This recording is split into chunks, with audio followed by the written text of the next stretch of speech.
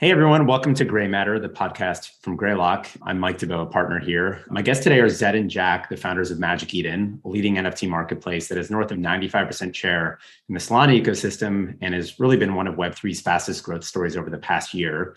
Greylock was really fortunate to invest in the Series A with these guys and work very closely with the company in the months since. And we're now excited to announce the Series B shortly after. This team is really, truly exceptional in velocity and just general overall thoughtfulness around its community. So I guess jumping into it, guys, we did a conversation several months back, and it's crazy to think that's only 4 or 5 months ago, which is really a testament to your velocity. But maybe just to set the stage for new listeners, can you briefly share the vision for Magic Eden and where you are today on this journey? Absolutely. I can jump in on that. And thanks, Mike, for having us. Awesome to partner with you and super grateful to be here. So Magic Eden, we want to be the biggest and most liquid NFT marketplace in the world, right? And we want to be the leading destination when folks think about collecting, trading, discovering NFTs. And for us to get there, we started off on the Solana blockchain, where there is the cost and the transaction. Generally, its ability to enable really polished product experiences was really nice and really differentiated. But our vision is to go much broader than that. And we want to be the biggest place and the leading destination for our users. Great. And maybe for listeners just hearing this for the first time, maybe you could share a bit about your backgrounds and kind of the journey that actually led you to founding this. So we've got 4 co-founders for Magic Eden: myself, Zedd, Sid, and Rex. 2 of us came from the crypto exchange background. So Zhuoxun and Zedd worked at Coinbase, DYDX, the leading centralized exchange, and also one of the leading decentralized exchanges, right? And now worked at FTX. So we really came from that kind of crypto native exchange kind of background. And then our 2 other co-founders on the technical side, Sid and Rex, they were really early Uber engineers. So we had a really unique mix of consumer marketplace experience and crypto exchange experience. And when we think back and look at it, like NFT marketplaces, the business model itself is actually very similar to a crypto exchange, right? There's secondary trading, prime issuance, that kind of stuff. But the app itself and the software itself looks like a consumer marketplace exchange. And I think that combination of skills and that kind of origination of our skill set really helped us kind of figure out who we want to be and have really strong intuitions about what we wanted to build. I think a lot of us had been thinking about starting something for quite some time. And the confluence of factors was, number one, NFT growth very clearly was taking off in 2021. And we saw PFPs kind of just break through the sound barrier, right? And sort of large auctioned one-of-one pieces of art, digital artwork as well. 2 is, Jack had a front row seat to the growth of Solana through being at FTX. And we really started to feel the possibilities of NFTs being much more than just profile pictures. Not that category is going away, but really the future here is many different types of assets and many different more use cases to come. And then, our general feeling that NFTs would be a much larger market was driven, I think, a lot from the fact that, if we can help enable a whole bunch of these use cases going forward, then NFTs should really be at the forefront of a cultural, social, super fun experience, right? More than just being a pure commerce kind of layer. And that's, I think, what people think about NFT marketplaces today. And we felt like the best place to start that was 9 months ago. And here we are. So it's been an amazing journey since.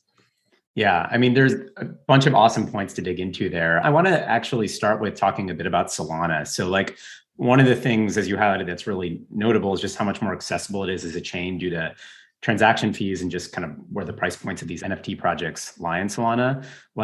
How has this accessibility kind of impacted the product roadmap and vision? Yeah, so I think there's a few reasons that we decided to start this way. The main reason was, to Jack's point, we wanted to, we come from kind of product backgrounds. We wanted to build something that really could help onboard the next 100 million, 1 billion kind of users. And you need something that's easy to use, something that feels, pretty close to what people are used to. And I think that's pretty clearly going to be something like Solana. And we were pretty excited to start building this ecosystem because when things are fast and cheap, it just enables a lot more functionality and a lot more experimentation that otherwise would not happen. So that was kind of a thesis that we had. And I think that's played out to be very largely true. And the reason that's happened is because when things are cheaper, people are more willing to experiment. And then when that experimentation happens, just like cool things start to brew, right?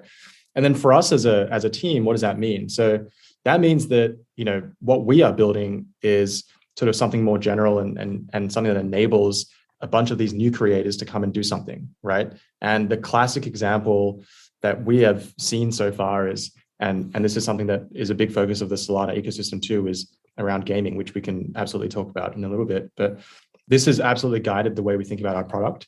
So we want users to have like the fastest, snappiest, most seamless, buttery experience possible when they deal with NFTs. And we want that to really be at the forefront of what they see for the first time when they land on Magic Eden. It's sort of, you land on the page, you land on the website, on the mobile app, and you start to enter this world that is cool, immersive. And, in time, what we hope is that you see, gaming, PFPs, you see music stuff, you see a whole bunch of different categories of NFTs. And there are many, many different ways to interact with that.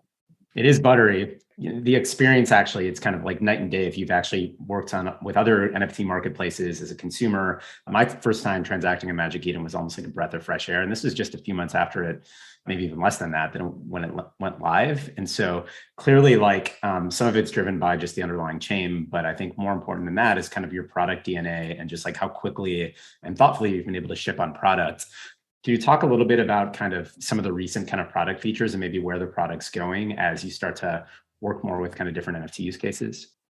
I can share a little bit about that. So a couple of things that we've been super excited to release over the last couple of months would be, number one, actually, we've done a ton of work on Launchpad. So Launchpad is our primary product that's primarily a creator enablement kind of product, right? Like we want to help our creators have a really smooth and anxiety-free way of launching the NFT collection. So that product historically actually has been around since maybe month 2 or month 3, but we've just done a ton of work under the hood to make that a lot more of a smooth experience. And number 2, we've actually started expanding across the user journey for a creator. Like previously, this was a product that only helps creators do launch, but then there is pre-launch helping them target specific members in the community. And then post-launch, we're actually going to move into some features that help creators manage their community or view some stats and analytics to understand how their community is shaping out. So that's kind of the vision for that Launchpad and very creator-facing product. Secondly, we've been pretty excited to start experimenting with some social features. So we've started launching some really interesting experiments around chat. I think the underlying thesis is almost NFTs, it's inherently a very social experience, but it's also a very emotive experience. Like there's so much hype at the moment of the mint, or there's so much hype when a collection is having this insane event and everyone's trading and talking about it. And we really believe that, hey, the best product is the ones that elicit this emotional connection, right? And a emotional feedback from the user. And we want to bring that feeling of hype and that feeling of excitement to Magic Eden itself, so that it's not just clinical, it's not just transactional. And to Zedd's earlier point, we have this underlying product philosophy of creating an immersive experience where a marketplace should not just be a place for simple kind of transactional relationships, but you should have kind of something much more aspirational and much more emotive. One thing I'll add on just the creator and user side of things is that it's all geared around making it easier, right? And now that we've done, I think we've done nearly 250 launches on Launchpad in sort of a 7-month period. We have a lot of repetitions now of the things that create and induce anxiety amongst creators, and we want to strip that away, right? Both from a technical standpoint, but also from a general go-to-market standpoint. And then on the end user side, I think it's simplifying that journey, making it easier for them to actually come in and discover NFTs. Because I'd say historically, NFTs is a very much you're either all in or you're not in at all, right? It's hard to just be casually excited about NFTs. Typically what we see is users have to be pretty deep into it to really get excited. And I think it doesn't need to be that way. There's a lot of really fun, interesting moments, for example, we have live chat around Launchpad. That's a really fun moment that any user should be able to come and actually just feel that excitement, feel that particular thing that's going on. Yeah, and then on the gaming side, there's a lot of really, really interesting things that are happening here, and we are super excited about some of the sheer number of developers that are entering the space to build Web3 games, and we're lucky enough to be at the forefront of that too. So similar to the thesis we have around creators, we kind of think about game devs as just another category of creator. So what we want to do there is effectively, make it as easy as possible for them on their journey. So it's interesting because in traditional game development, you don't really have anything before the actual build cycle of the game. Whereas in crypto and Web3, we're seeing a lot of these teams actually launch an NFT collection, right, as the first step that happens. So we want to be at the forefront of their journey by helping them with their initial go-to-market, NFT launch, and then help them with a whole bunch of infrastructure and general dev support and go-to-market support as they build out their games. So we want to be there for the entire journey. And I think Magic Eden's the perfect place for that because, we have a lot of users. These users can be players, and these players want to discover games, and we can be an amazing discovery portal for all this really, really cool content. Yeah, I mean, the feedback on the creator side, I know has been exceptional. While we're talking about Launchpad, I do want to bring up the topic of just like security. And I know personally, being close to your journey, like I developed a lot more conviction around you guys actually seeing how you responded to some of the, I guess, unfortunate kind of situations that had arrived over time with, in the NFT ecosystem, we certainly have some bad actors. I don't think it's a high percentage of them, but when these things kind of happen, there is an impact on the broader kind of community, and the way you respond to it in that moment is like really critical. In my experience, or from my vantage point, it seems that Magic Eden actually built trust during those times. That moment where we got basically scammed by a bad actor in February this year, I think that's going to live in like Magic Eden history forever, to be really honest. And in some ways, one of the most trying and challenging couple of weeks in our time, like founding journey, but also I think I'm kind of grateful for it too, because all that shit happened, excuse my French, but it did lead to a lot of like deep process thinking and like deep dives into the underlying way that we think about the product and service offering. So I think trust and safety for Launchpad, that's got to be a first-class goal for the product and service offering itself. And it's not just like product things that we build in, but it's also processes around like identity verification, having a lineage of identity verification, not just at Magic Eden, but having like secondary, third tiers of partners who also verify those identities. But also it's kind of like a cultural thing. Like we then implemented a whole bunch of internal processes where we have like checks and balances between different teams and different team members to vet for like whether this certain project will pass a quality bar, and then whether that project will then pass a secondary safety bar. Speaking to your point, Mike, around like how we responded to that situation, we got scammed, right, by this artist who came up, and then there was like a PI issue effectively, right, like a pretty significant one. But then we decided to do this very crypto native thing, which is called derugging the collection. And it's effectively like in everyday speak, it's kind of like we took over the project, which the scam artist left laying by the wayside and left their holders, in the lurch. So we took over it, and then we funded that project with 5,000 to 6,000 SOL. And in crypto terms, that's called derugging. But in that sense, I also feel that really speaks to the kind of the culture of Magic Eden, which is to be a really crypto native company and speak to our users and engage to our users at our level. Right now, most of our users are fairly crypto native, and it's important to take actions that like connect with them, right? And that's relevant for them. And if we did maybe like a straight refund or something like that in that situation, I don't think it would have worked. But because we did this really crypto native action of derugging, taking over the project, it gave all of the holders at that time another chance to rectify their losses or to mitigate their losses. And that was super well received by the crypto community and by our own user base. And I think our user realized, hey, like Magic Eden is a company that stands with them on their level. And I think that was pretty important for us. One of the ways we thought about this at the time was that we should always put the users in the community first. And that was one sort of manifestation of that. And I think we continue to operate in that way. And we did some stuff not only around the derugging, which, financially just didn't really make sense for Magic Eden at the time, but we did it anyway. But also, we actually shut down our Launchpad for 2 weeks. And the user there, the creator, we actually introduced them to competitive Launchpads because we wanted to make sure that they had, they could continue to have a successful launch on their own timeline. And these are things that may be the best for Magic Eden, but we'll always pick what's best for the user in circumstances like this. So I think out of this, it really crystallized some of the principles we have as a company, and we'll continue to live by those. Yeah, we took 2 weeks off, 3 weeks off. We did a lot of like soul searching, like process, product deep dives. Then we relaunched with like under the hood, effectively like a new spirit of how this like product works. And then we did 80 launches since then, no scams, no rugs, like probably the best safety record in the industry. And then, we managed to launch the two most, I think, iconic Solana NFT collections in the last 6 months, right? Like OK Bears and Trippin' Ape. So yeah, kind of grateful for that experience actually to challenge us and elevate us to the next level. I mean, one of the things that was really notable to me throughout that, like listening to some of these heated Twitter spaces that Tiff and you guys were on too, was just like how human you felt and just like really how much you actually genuinely listened to the community in those times. Like there's many different ways where you could have handled it that maybe would have been like more short-term beneficial to Magic Eden as you called out.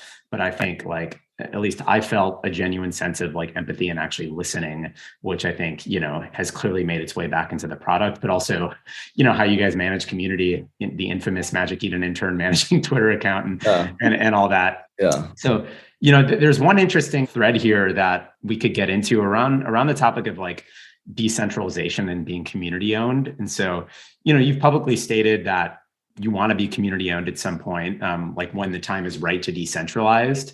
But at the same time, like the role of a marketplace in many ways is to be an aggregator and be like a centralized destination actually. And so there is a bit of a tension inherent here. Like how do you actually work through this tension of being kind of a centralized destination, magiceden.com, while also kind of furthering the vision around decentralization and community ownership? Yeah. To be candid, like I think in some ways we don't have like an absolutist view right now. So I think right now our view is more that we want to be community driven, right? And then we'll find a way towards native aspects of decentralization and so on. We want to do things that's more community oriented, more community driven, community owned in some ways, rather than trying to be fully centralized in everything. So we have Magic DAO and so on and so forth. But I think the spirit of it is over the long term, we want to find ways that create the spirit of like when Magic Eden wins, the user wins or the community wins. And when the community wins, Magic Eden wins as well. And there could be many, I would say like tools or instruments for us to get there. Like decentralization could be one, like there could be various other aspects, but that's kind of ultimately what we want to do, to be always on the side of the community and always on the side of the user and align our incentives that way. Yeah, I think that's right. I think all these things are very gradual in nature. It is exciting to experiment with it.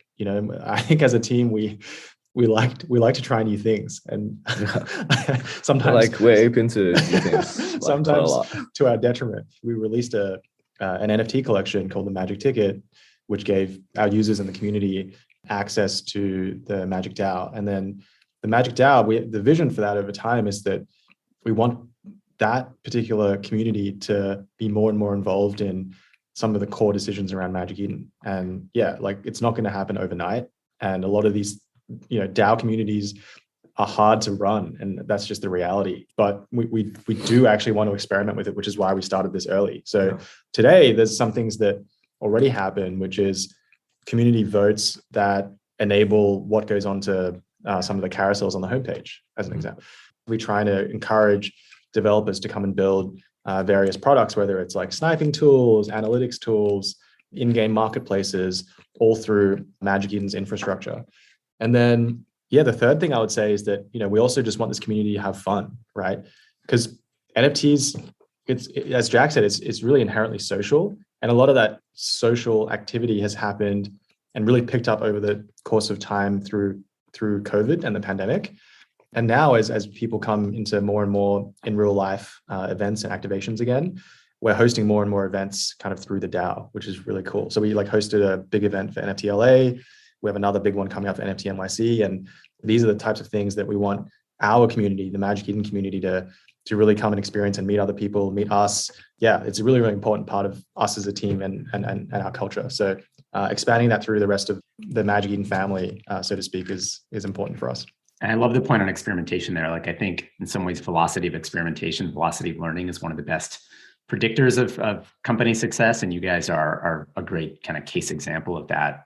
I guess I'd be remiss to not kind of spend some time talking about just where we are in the cycle right now. Like we're recording this today on June 10th, 2022.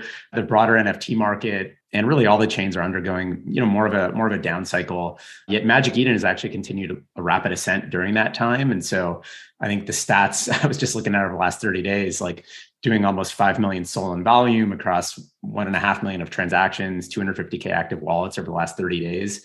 That's just secondary. Like, what's happening here? Like, how are you guys actually, reacting through this down cycle? Yeah, prices going up and down, that's just part and parcel of crypto, right? And that just comes with the territory. I think where we are for NFTs, though, is the underlying belief for us was always this thing's going to be like 1,000x bigger than what it is today, right? And that the thing that really excited all of our founding team at the start was, and this feels like crypto going mainstream. Previously, when you talk to the average person on the street about crypto, about like consensus algorithms or tokens, you can see their eyes just glaze over. It's like, dude, what are you even talking about? But then you start talking about NFTs, it's about art, it's about culture, it's about community, it's about gaming. These are very emotionally relatable topics. So I think in that sense, regardless of where the cycle is for the asset price, the underlying thing is, man, we are so early into a market that has like insane headroom to grow, because the nature, the core property of this is so much more relatable for the average person. And what we need to do is effectively like just focus on building great products, right? Making sure the user feels the value from this new primitive on the internet. And as long as we can build products that like help people feel the value, I'm sure like there is insane amounts of growth left. Yeah. I'd say on the first point, so like at a micro level, what's happening with Magic Eden, like, May was our largest month ever, despite all the crazy stuff that was going on in a macro environment. And what was happening was that we actually had a couple of watershed launches that we did. And I think users from other ecosystems, particularly Ethereum, started to take notice of what was happening. And that's, I think, one key thing that's been happening lately. It's Solana has more mindshare now than what was the case maybe 3-6 months ago. That's the first thing. And then the second thing is that we're really excited that no matter what happens in the market, what happens in the cycle, we feel really confident there's a lot of people building. And so long as that's true, then the rest kind of takes care of itself. And I know this because when I joined DYDX, it was actually at the end of 2017, which, if for those who remember, that was the end of the last cycle. And I ended up jumping in, and we went into a crazy bear market for 2.5 years. That's actually around the time when I first met Jack, and Jack was like, "What are you doing in crypto?" And I was like, "No, it's gonna be good. Don't worry." But the reality is, as long as the builders are there, and back then Solana, it wasn't even a thing, which seems a little bit crazy to say, right? So I really believe that these things happen faster than people think. And if you look at the fungible token market, that was nowhere near as big as it is today, 3-4 years ago, 5 years ago. And that doesn't feel like very long. So for us, it's just stay focused. We're here for a long time and keep our heads straight. I think we really think this opportunity is generational, and we're really excited to be building in this ecosystem. Yeah, I mean, you mentioned a few times throughout this conversation existing PFP use cases really just only being tip of the iceberg on kind of where this stuff could go. Like, I very much agree with that. Obviously, I think it would be fun to kind of highlight some examples of projects that you think are starting to illustrate like where the future of this could go. Are there any that come top of mind right now that are projects that have either launched on Magic Eden or elsewhere that you feel like are kind of showing a glimmer of like, where all this stuff could go on like a longer time horizon? I actually was going to talk about gaming, but like I was thinking of Magic Eden, like folks kind of think we're like a generalized marketplace, but actually we're not. Like our DNA is more to kind of take bets on categories that we think is going to be huge and try to go deep there. So there is a real intentionality why we went into like PFPs and digital collectibles and then games. At least just in the gaming sphere, I'm getting more and more excited, right? Like basically like more and more creators create like really engaging games using NFTs in a really, really new special way. Just the last couple of weeks, we're talking a lot with, the Aurora team who was about to release their new demo. I think it's really cool where like they basically created this PFP project where, you really feel the sense of identity, this sense of affiliation, but then you get to see it being used live in the game, and which I think it's super exciting.